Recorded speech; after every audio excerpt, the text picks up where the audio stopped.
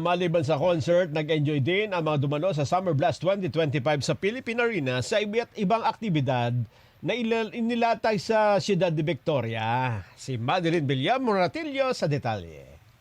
Pagdating sa Philippine Arena sa Bukawi, Bulacan, diretso agad sa Arena Wave Pool ang pamilya ni Mary Ann. Ito ang unang beses na sumali sila sa Summer Blast 2025 at hindi naman sila nagsisi dahil enjoy na enjoy lalo ang kanilang anak.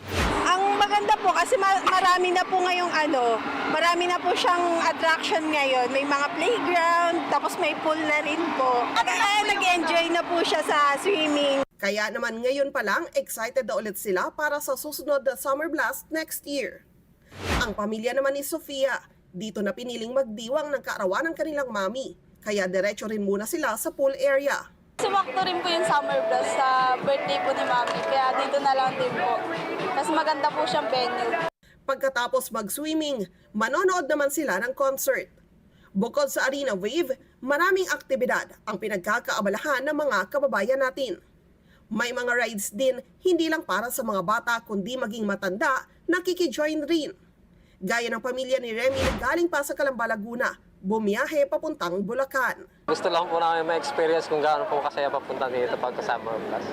First time rin nila na magpunta sa Summer Blast kasama ang mga anak. Lakad pamilya na to. Apo, bading po mga kapatid. Pinagkaguluhan naman ng mga kabataan ang mga naka-costume ng sikat na character hero gaya ni na Iron Man, Spider-Man at Black Panther at sinamantala para makapagpa-picture.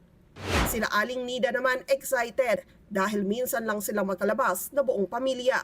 Ito lang po yung time na kami ay makakalabas. Banding. Banding na rin kasi busy po sa trabaho. Araw-araw trabaho.